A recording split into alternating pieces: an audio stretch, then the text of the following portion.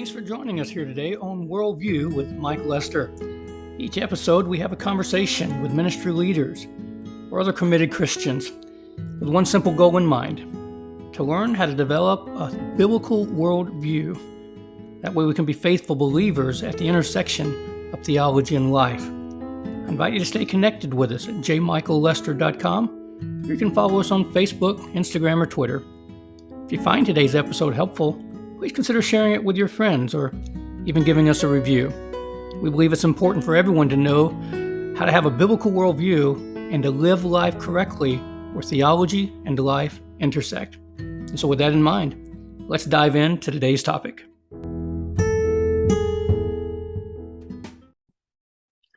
Well, welcome to today's show, everyone. I'm Mike Lester. I'm here today with a friend of mine we've known for, I don't know, probably, John, 10 years or so? Probably. Yeah. And I'm excited about our topic today. Today, in our worldview issue, we're going to talk about fostering and how that's an outgrowth of a biblical worldview. So I'm honored today to have a friend of mine, John Stone. John, welcome to the show. Hey, thanks, Mike. I'm thankful to be on your podcast, and I appreciate your friendship. I've always I enjoyed our times together when we wrote a curriculum for the book of Colossians. Do you remember that? It's one of my favorite memories, John. You, me, and another guy, Toby England. I enjoyed our meetings every week, working through the text and writing those Sunday school curriculum for adult teachers. It was a lot of fun. So, Mike, I'm thankful to be here. My wife and I've been a pastor for 31 and a half years. Over the years, my wife and I have fostered 41 children. Wow. We've been a temporary parent to 41 kids. And, it opened our eyes to how the gospel enters into the hardest places and some of the darkest places. And so I do think biblical worldview certainly would include a nod and a look toward fostering for sure. John, I knew that this had become a passion for you, but I had no idea that there were that many children that have come to your home. That's incredible. Yeah, Mike, if I can be real honest, it was never on my radar. And my wife and I wrote a book. It came out in September of 21. And in that book, I tell the story of our youngest was in 9th grade, and you'll remember him. And so he was in school, and I said to Dawn, I said, "Hey, babe, you have been a rock star. You have kept the family together. You've taken it for the team. You have followed me in ministry. What do you want to do?" And I was thinking, hey, she's want to go back and get her master's in music, or she's got an education. Yeah, something. And then she said, I really want to foster. I was like, wow. Oh, are you kidding me? And I made a note to self: don't ever ask Dawn questions you don't know the answers to. So, so I kind of left it alone. And she had been saying this for all of our marriage. Hey, if you ever want to foster, I want you to know, or adopt, I'm willing. And so I remember one time I walked in the kitchen and she's just sobbing, and it's like, "What are you doing?" And she said, "I'm just looking at all the children in Africa, the orphans." And, according to UNICEF, just as a little highlight here, there are 153 million orphans in this world, and most of them are not in America. They are in in Africa, in Asia, where it's really, they have hard times. But I remember saying, oh, wow. So then God really did 3 things to help me to become the open to this. And number one, I had a master sergeant share a testimony in church. And so she stood up, and I had no idea. I just know she had a great testimony, and she had a great testimony in the Air Force. And she stood up and she starts talking, and she said, "Yeah, not many of you know this, but I spent time in foster care, and that's when I heard about Jesus." And I'm going, "What? Are you kidding me?" And so I didn't even look at my wife. She's sitting in the worship center. I don't even look at her. I just look straight ahead. And within the next week or two, I'm at Starbucks, which is where all of pastors, network. That's our office. So I'm sitting at Starbucks, and I always sit at the long table where somebody else can be there. And so I'm looking over at my Starbucks buddy. His name is Larry. And finally, we've had this, casual friendship. And I said, "Larry, what do you do?" And he said, "I work for a foster agency, and I do short-term care." And I'm thinking, God, this is so funny. So we talked for a while, but nothing, the needle didn't move until I think the thing that God used in my life was my youngest son was playing basketball on our goal in our neighborhood, on our front yard. And so there were three um, siblings who were playing out on the court, and they were about his age. And I said, hey, Jace, why don't you invite them to go to youth group tonight? So he did. He invited him to go to youth group, and the boy said, and we knew that they were foster kids in an adoption plan. And the boy said, well, my foster mom is an atheist, and so I doubt she's going to let us go. And Mike, that is when I felt like the straw, that broke the camel's back was Christ saying to me, if Christ followers are not going to foster and adopt, I'm going to take care of these kids, but they're in homes where they may never hear about me. Wow. And that was, so I walked in and told Dawn, okay, let's start the paperwork. So wow. That the biblical worldview was just, it was missional. It was not about necessarily trying to add another child into the car seat in the back, although those are wonderful stories, when you can foster to adopt. Ours was, there are kids that need a place to go. And Mike, you and I talked about this a minute ago. 51% of all children in America that are in foster care are in a reunification plan. So they're in a kinship reunification, and it's a long process. It's a reconciliation, basically. A reconciliation, a restoration. This is what the gospel is. The gospel is this restoration. They're in a restoration plan with their biological parents, and the courts are very favorable to biological grandparents and biological aunts and uncles. And so there are only 49% of kids that are technically adoptable, and they're mostly teenagers that are talking about American kids. American kids. Yeah. So we got into the lane with the idea of when you start into a fostering process, you submit to the county, and they run their background checks and their psych evaluations, and they do family studies, and you are approved to adopt. And then you can foster. So that way, if a child comes into your home, you have chemistry, and they end up, it's what you guys want to do, then you are approved to adopt. And many foster parents, that's their pathway. For us, because I had pastored at that time, maybe 25 years, the county came to us and said, we would like for you guys to be more of a short term and to foster the kids that are really coming from hard places. So intensive service kids. And so these kids were CSEC. That's an acronym for criminal sexual endangerment of children. Okay. So girls or boys that have been exploited, or they have been vulnerable, children that have self-harmed, children that have substance abuse problems, or children that are sexually active. And so those are the ones they brought into our home. And that is where we kind of cut our teeth. The first girl we had in, they told us, hey, we've got this teenager coming. She's a month, 30 days from aging out of the system. We just want you to help her, keep her together. And so we came in, and this girl came in, and I'm thinking, it's a teenager. She's almost 18. Am I going to get spray painted orange through the night? Am I going to be duct taped to the bed? She came in, and she was compliant, went with us to church, went with our kids to Six Flags. I mean, she was nice. The day before she turned 18, she self-sabotaged and walked out of the house, ran away with a drug dealer, and within 2 months, she had already shot someone. She's in jail today.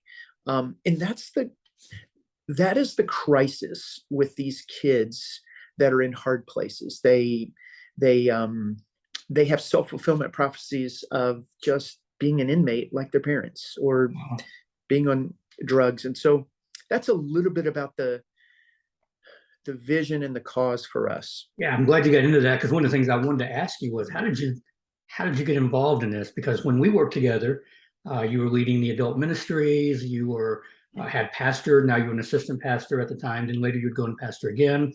And so when I started hearing about some of the things you and Dawn were doing, it's like I need to eventually just ask for information, just for my own benefit. And I figured if I'm curious, other people might be curious as well.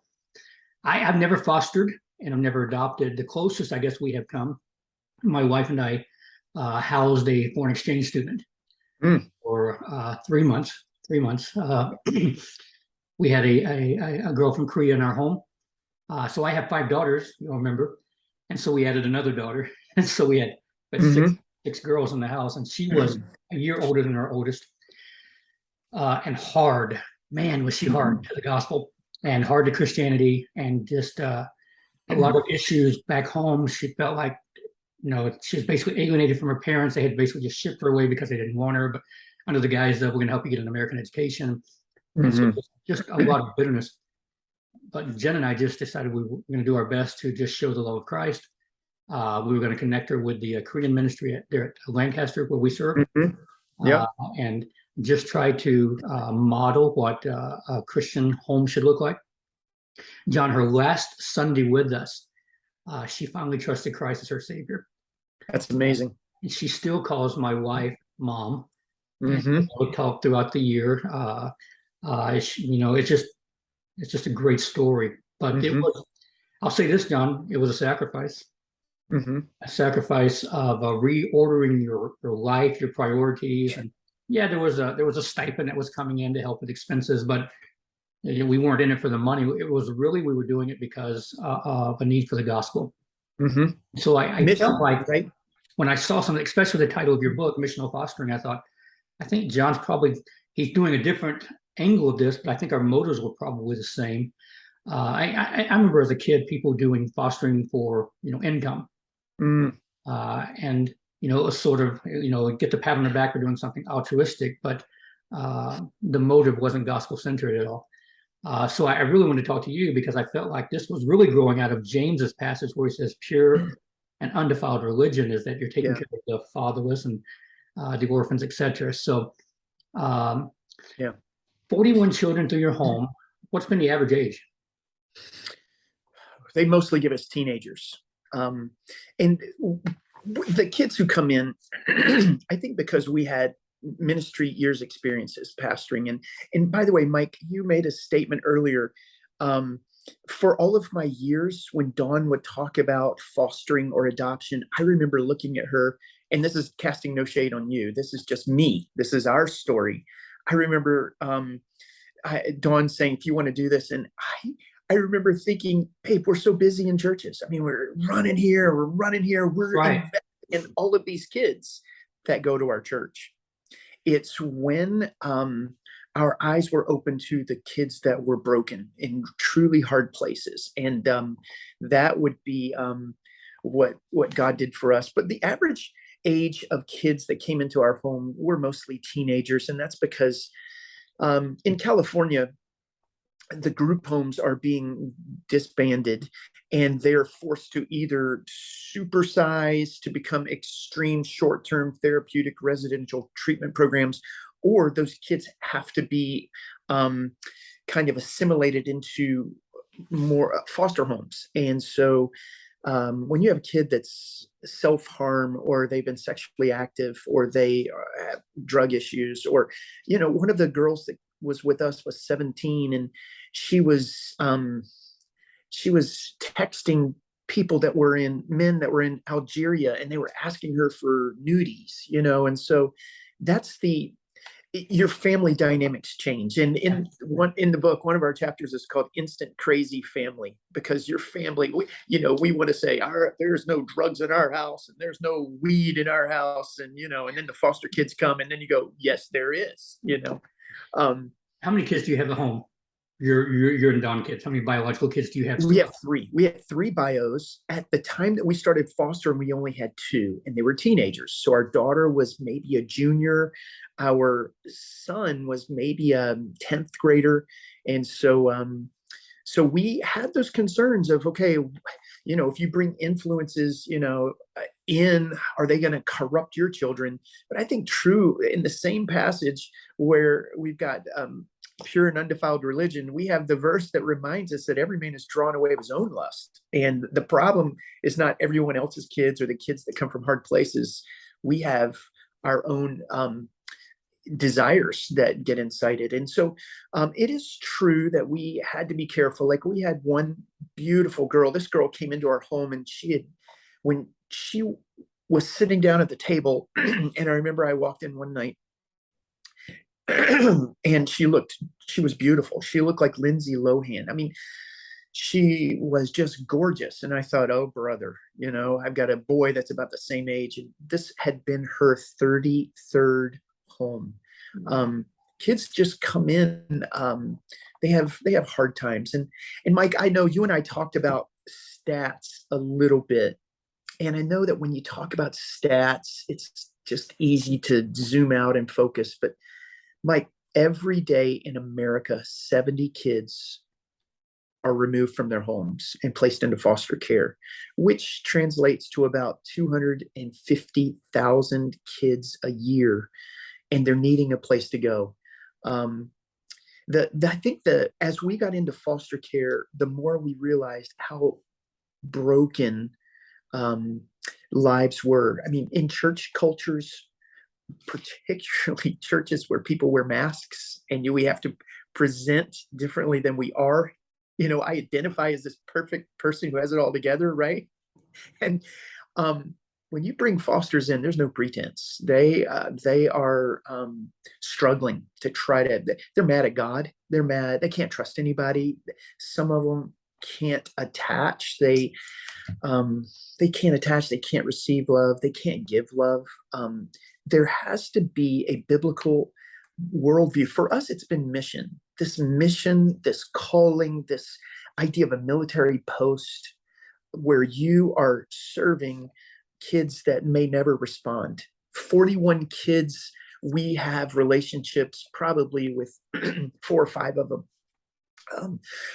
One of them, we fostered for 14 months, a young boy, and he was able to be adopted by a Christian family. And that's a great story. And it's a Disney World, we want it all type thing. Yeah. But as sure as that's a great story, there have been other stories of kids you've been able to foster long enough so that they can go back into a reunification plan, and mom and dad are getting counseling and treatment and care. But Mike, 55% of all fosters will graduate from high school. That's basically 1 out of every 2. By age 19, 48% of all girls will be pregnant in foster care, and 46% of those will be pregnant twice. 80% of all of our inmates that are incarcerated spent time in foster care. 81% of all foster boys will be incarcerated in their lifetime. It's just amazing, John. It's sad. Yeah. Go ahead. That's staggering. That's just a staggering number. So let me ask a question. How quickly do you and Dawn attach to these children, and how hard is it to see them go? If you're doing it right, you attach quickly and you cry when they leave. That's how you know you're doing it right. I know people have said to us, "Oh, you guys are like superheroes. I could never do what you do." And I'm thinking, "Oh, what? You can't make peanut butter jelly sandwiches and drive somebody to school?" And you're doing it right when they leave and you hurt. That's how you know you've done it right. There are some that have left, and some kids have broken out, smashed out windows on their way out, stolen stuff, and they left, and we're like, okay, good. God bless you. We tried. But most of the times you just hurt when you see them leave, and they cry, and some of them just aren't able to. We've had some of them leave, and because they didn't learn attachment with their mother when they're young, they are not able, they never had their needs met. They would cry, no one would come. So they're unaffected by love. And so some kids, I remember we had a sibling set of three that we really, really connected with and were able to love on them. And those kids, when they left, they were just like, okay, see ya, and walked out. It's kind On of to the like, next what? one. Yeah, it's Yeah. kind of like, that's it. But you foster not because of what you can get, but because of what the kids need. So that sets up a next question I wanted to ask. What's a win look like? Yeah. Okay. In our book, we talk about wins. And wins, I remember getting into this, Mike. I'm an optimist, idealist. This thing is halfway full. We can get this, right? You almost go in with the savior mentality. Hey, I am the Christ follower. And it is true that of the 41 kids, three of them accepted Christ while in our home. Wow. Um, those are home runs. Those are Disney World, touch them all, grand slam. But you can't live for those wins. The wins are, did you eat a healthy meal today? I mean, Wow. most foster kids, they've had to fend for themselves, so they live on junk food and potato chips and snacks and junk. And they come into our home and we say, okay, we're gonna have this meal, and they go, I don't like any of that. Okay, what can we? You have a couple of choices. You can eat this or you can eat this. Which do you choose? Right? Wins are helping them to eat a good meal, helping them to know they are unconditionally loved. And when a kid comes in, and I don't want to tell you about all the bad times, because of 41 there were some kinds that weren't, but for you to be able to show unconditional love for a kid when he lies or whatever, you're not going to get mad at him. Those are wins. Getting him to stay in school, for some kids, it was, hey, you didn't go to the principal all day long, dude, let's go to DQ, let's get a blizzard, right? It's not about grades. It's not about getting them to get good grades. Um, it's about helping them to get on the bus and come back home and, you know, just get through life. How long does the average kid stay with you? I know you mentioned one Okay. was 14 months, but I don't think that's average, is it? No, it is. Okay. So foster care, great. That's really a very perceptive question, Mike, because not all foster care is the same. In foster care, there are basically two roads. One is short term and one is long term.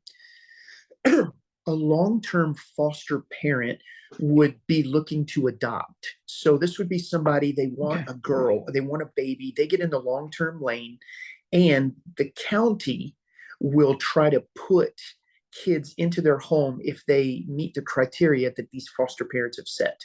That's long term.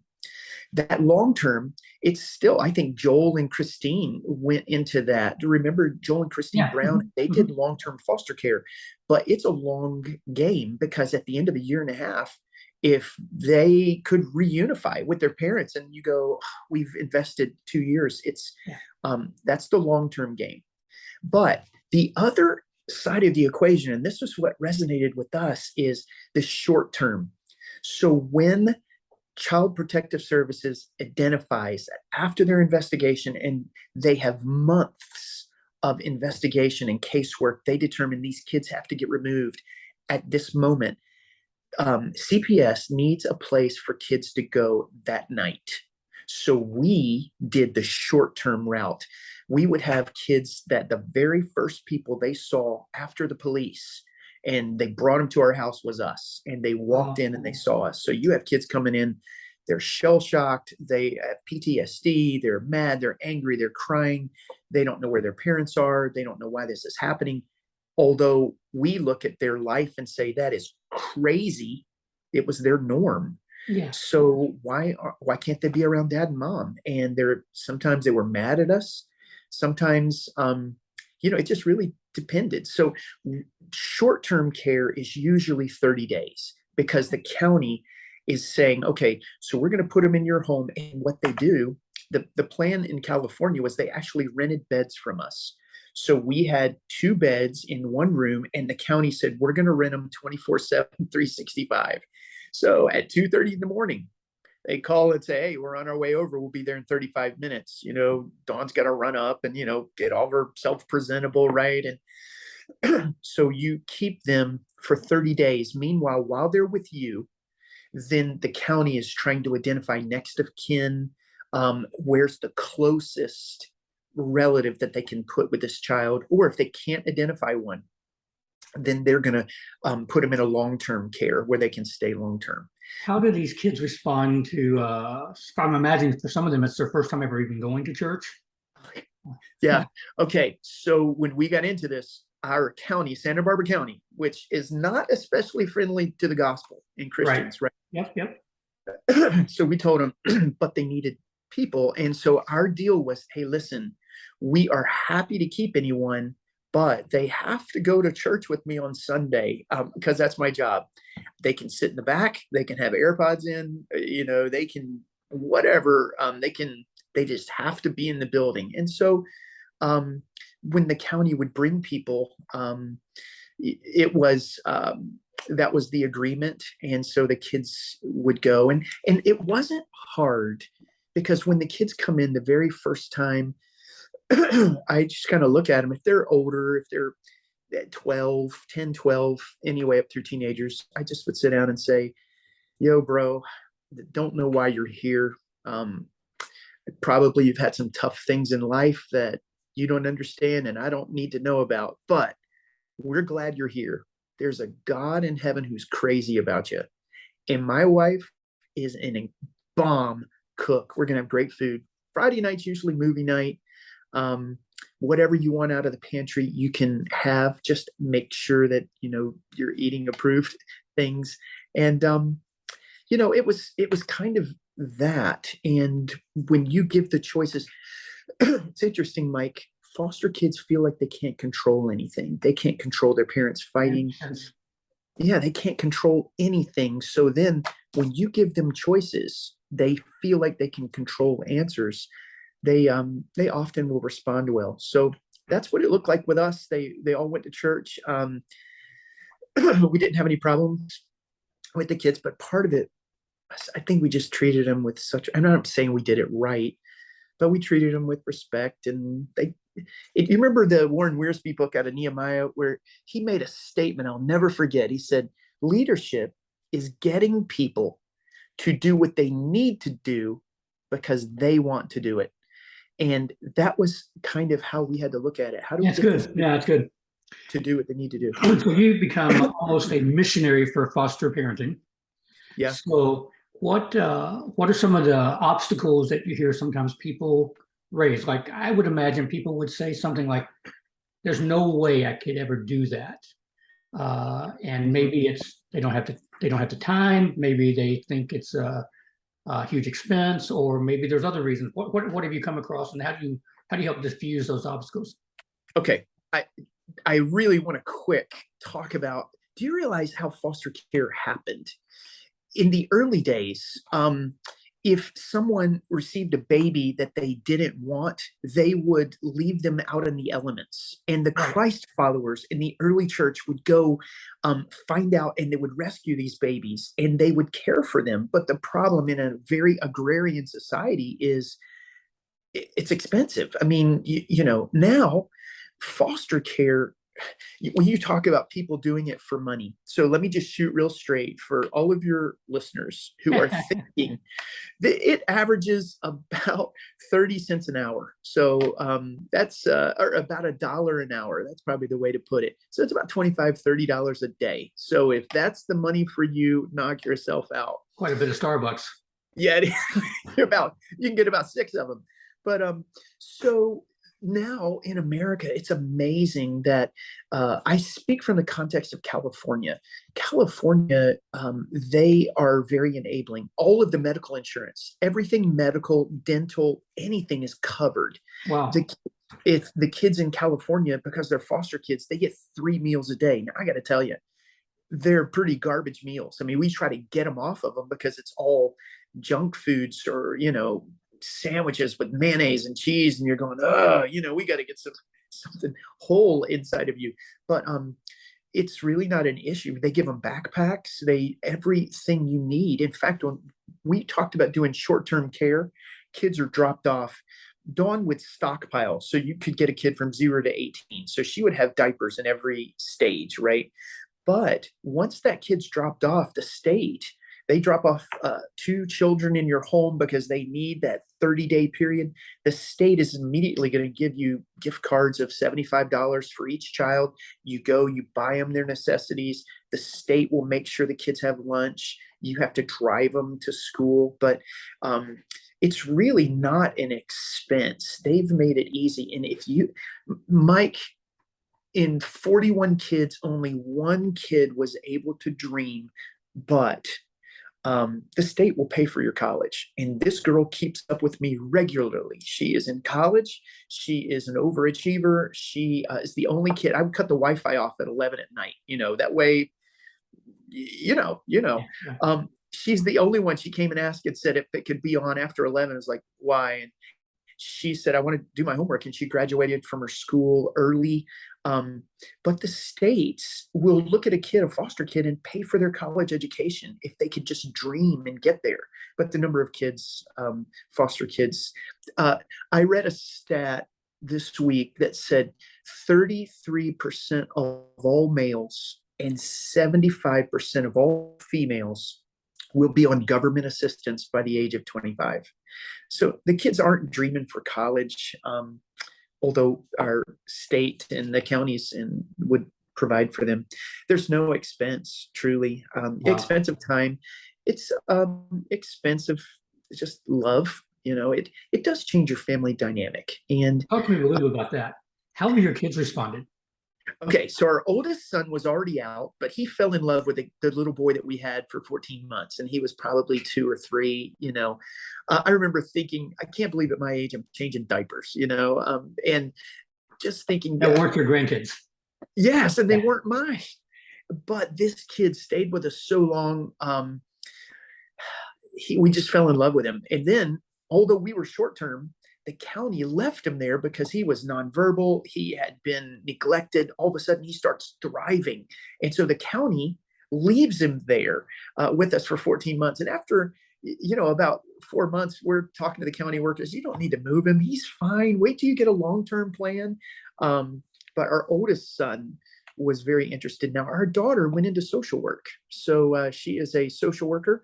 Was this connected, you think, to the fact of you and Dawn pursuing missional foster? Yeah. I think she just saw how she could make a difference in an impacted kid's life. So now she works with intensive service kids, which that's challenging. And then in our youngest, probably, truthfully, in full disclosure, our youngest had bad experiences because they would get into his stuff or they would lie about him. I remember one of the teenagers we had said, hey, your son, I'm not going to say his name here, but your youngest son is doing marijuana. It's like, what? So yeah, down at the skate park, we both went, and he, this boy got caught doing weed. And so he came home and he said, well, your son does it too. I was like, what are you talking about? He said, yeah, down at the skate park. So I'm grilling my son saying, you don't lie to me or whatever. He had some tough shakes, of things, but I think they're all open to fostering and adoption, just because it just helps meet a need.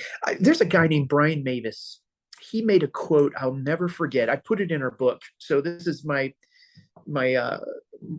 props to a guy named Brian Mavis. I forget who he's connected with, but he said, people ask me, why did you pursue foster care? And he said, I didn't pursue foster care. I pursued Jesus, and Jesus led me to some needy kids. And so that's kind of, I guess that's the best way of saying why we got into this. And foster care is not right for everybody. And there are seasons and times of life. And we're actually not fostering right now. We've relocated. We're coming off a sabbatical a bit.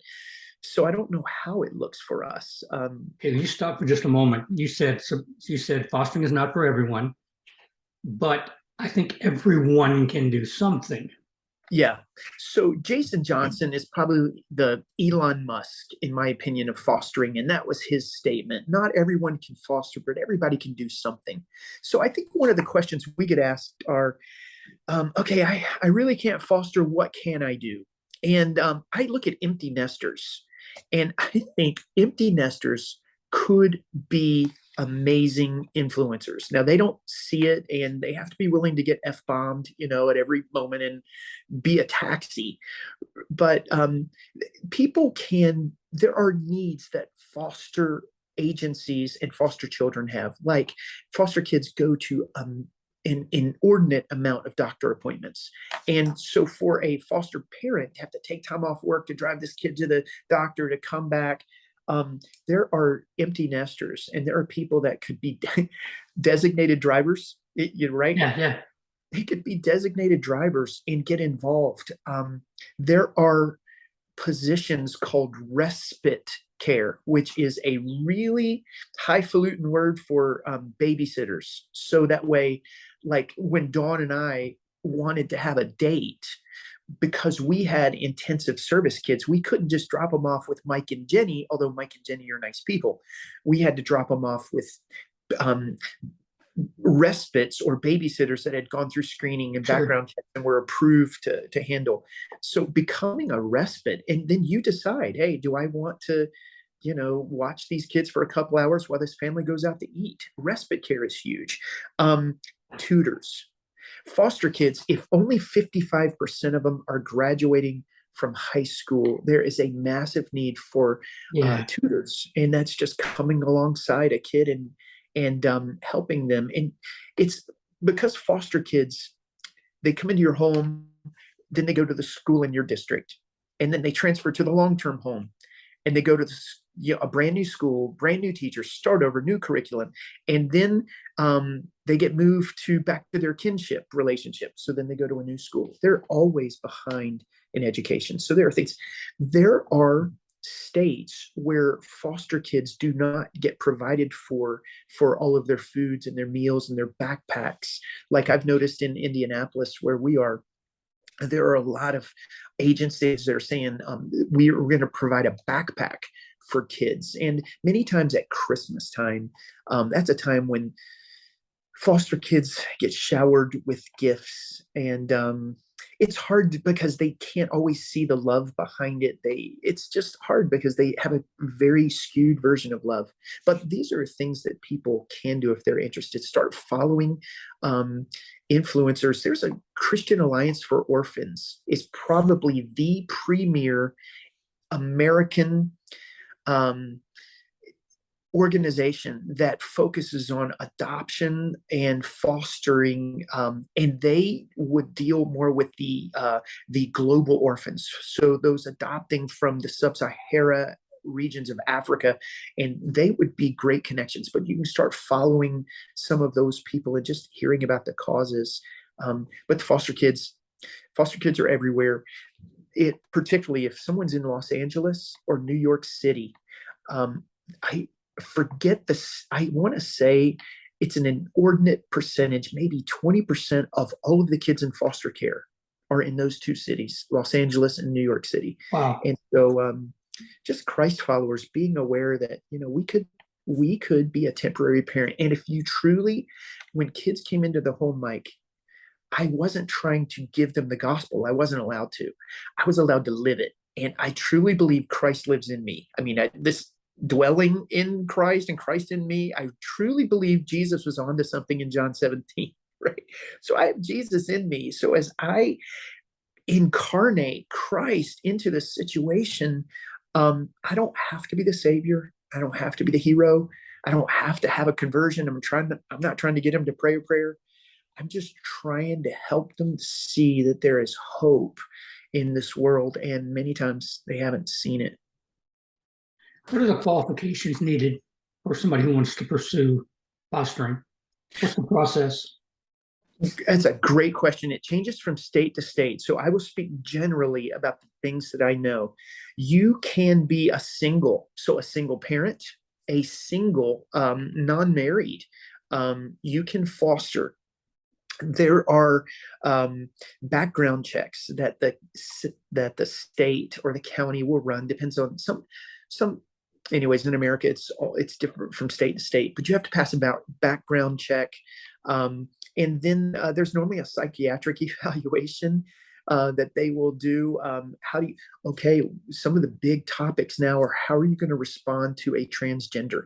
And Mike, are you ready for this? One of the girls that came into our home flew the gay pride flag she put the flag up on our bedroom in our house, and I walk by it every day, and I loved her. And it wasn't about judging her or wanting to persuade her. She actually texted me the other day. She aged out of the system in our house, and she said, well, I have a debit card, a checking account, and a part-time job. I guess I'm adulting quite well. And Mike, it's the understanding the kids nowadays, and the background checks will help you with so many of those things. But just main thing is Googling in your county foster parents, how to become a foster parent, and they will put you in touch with the county or some private agencies that can help with that. I've enjoyed hearing the story of how you and Don got into this. I've also enjoyed connecting the fact that the Bible tells us what pure religion and what the heart of God is, about taking care of those that are without parents at the moment, whether that's fostering, adoption, orphans, whatever. There's principles there. But you've done a great job in presenting the need as well. Some of the stats we've shared have been just literally overwhelming. But I also appreciate the fact that you have connected us to resources. Here's Brian Mavis. Here's this organization, and here's think about Los Angeles and New York. And then you've mentioned a few times. Tell me a little bit about your book and where somebody could get it. Our book is called Missional Fostering. You can get it on Amazon. You can also, at our website, when you talk about resources, at our website, missionalfostering.org, you can obviously order a book on our website, but there's also a Calendly link where somebody could have a 30-minute conversation. Hey, I just want a dialogue. What would this look like? The book has been written in a connect group format, so that as a pastor, recognizing that I still to this day know of only one life group curriculum that talks about fostering and has connect group questions at the end. Wow. So that's a missionalfostering.org. You can have a Calendly link. I'm very willing to, you can also schedule a time for me to come speak at the church. But Mike, I think Christ followers, they don't have to be the savior. They just have to be the hands and feet of Jesus. And who knows what Jesus can do through us. Yeah, I've enjoyed the conversation. So let me wrap this up by asking sort of a softball question to you. This is an area I am not as familiar with. Have I missed anything I should ask that a potential listener may be thinking, I need more information about X? Is there anything else that you would say, don't forget about this or whatever? Well, great question. I think if people realize they don't have to have all the answers, there are an amazing amount of county provided resources. They call them wraparound services, safety services. You can have a teenager doing a meltdown or a kid melting down in your house, pick up the phone, call a wraparound, and they will walk you through, okay, take all sharp objects out of the room. It'll kind of help you be calm. Let kids borrow your calmness. They just practical things that I'm going to share my calmness with you right now. And you're just amazed at how you can get resources to help you in the moment when you're not thinking so well. You're just thinking, dude, this is going terrible. There are resources. So you're not out on an island. There are people to help coach you. Yeah, it's good. So for my listeners today, fostering short-term or long-term, here's a great person, John Stone, if you want some more resources. John, I've enjoyed our conversation today. Thanks for coming on the show. It's taught me some things, opened my eyes a little bit as well. I hope it has for our listeners as well. But thanks for the time today. I've really enjoyed it. Hey, thanks for sharing. It's so good to see you, Mike. You too, John. I'm sure we'll talk again later. Yes, sir. Bye-bye. Bye-bye.